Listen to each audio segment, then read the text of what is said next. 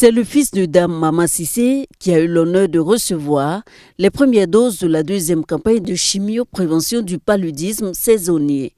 Un traitement contre le paludisme dont la phase pilote a été lancée en 2023 à Dikodougou et à Dabakala. Depuis que je donne ce médicament à mes enfants tombent de moins en moins malades. La deuxième campagne de chimio-prévention ainsi lancée à Dikodougou dans le Poro vise à réduire le taux de morbidité et de mortalité lié au paludisme chez les enfants de moins de 5 ans qui vont recevoir 4 comprimés à intervalle d'1 mois. Le premier comprimé blanc et le deuxième comprimé jaune sont les 2 comprimés qui sont donnés à la première prise du médicament. Et 24 heures après est donnée la deuxième dose du médicament. À la suite, le 3e jour, le 3e comprimé. Et l'enfant est protégé pour 28 jours. Le cycle est renouvelé chaque 28 jours. Après la prise de ce médicament, il y aura un 2e passage, ensuite le 3e passage, et enfin le 4e passage pour que véritablement l'enfant soit vraiment à l'abri du paludisme. Cette campagne de chimio-prévention s'inscrit dans le projet Stop Djekwadjo, une initiative du ministère en charge de la Santé avec l'appui de l'Agence américaine pour le développement international USAID, en vue d'améliorer les indicateurs.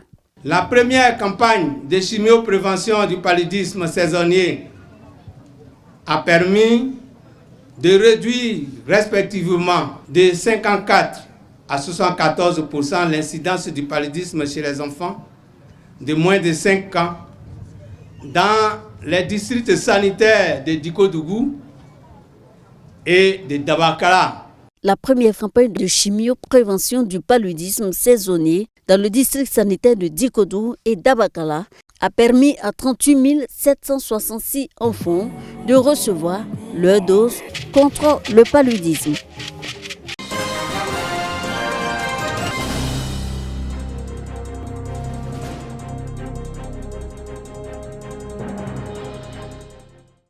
Toutes les couches sociales du Boclé sont réunies pour penser le développement de leur région. Un plan triennal 2025-2027 est élaboré. Il porte sur les investissements dans les centres de santé, les écoles, les pompes à motricité humaine, les logements pour les enseignants et sages-femmes dans certains villages et les actions sociales. Sur un financement total de 8,9 milliards de francs CFA, 4 milliards d'appuis budgétaires sont déjà obtenus par le président du conseil régional du Boclé, Kébé Mamadou. Nous nous inscrivons totalement dans la vision du président de la République à travers son programme social et la Côte d'Ivoire solidaire, qui est une Côte d'Ivoire dans laquelle chacun décide de son bien-être avec l'appui du gouvernement.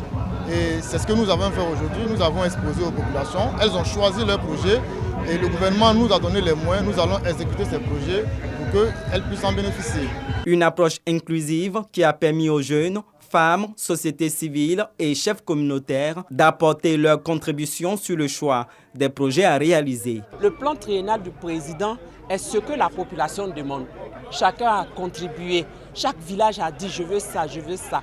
Et donc cette action participative est vraiment ce que je retiens de positif dans cette journée. C'est la première fois, un tableau de projecteurs pour nous identifier ce que chaque village avait demandé. Et on a vu ce que chaque village doit recevoir. C'est une bonne chose, c'est du jamais vu. Nous le félicitons. Une méthodologie saluée par le représentant du préfet de région. Le programme triennal citoyen vise à bâtir des infrastructures de développement qui correspondent effectivement aux besoins des populations du Boclé.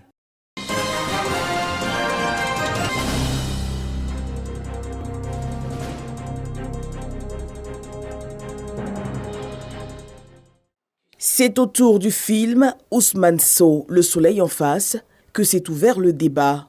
Réalisé par Béatrice Soulé, épouse et agent du défunt sculpteur, ce documentaire retrace en 52 minutes la vie de l'artiste sénégalais. Nous avons décidé d'organiser ce débat autour d'Ousmane Sow, de sa sculpture et de l'art africain en général, parce que notre espace a pour vocation de susciter la réflexion sur la culture et sur l'art. Ayanda, initiatrice d'un film pour en débattre, espère ainsi partager sa passion et créer des cadres d'échange. Je me suis mise sans y réfléchir vraiment à collectionner des documentaires autour des arts visuels, autour du théâtre, autour de la musique. J'ai voulu à partir d'un certain temps, dans les années 2018, enfin un peu avant d'ailleurs, partager avec d'autres personnes amoureuses d'art, amoureuses de culture. Les participants saluent cette initiative. Un film pour en débattre est un projet que les promoteurs souhaitent voir transformé en rendez-vous trimestriel pour les amateurs et professionnels de l'art, tant ivoirien qu'international.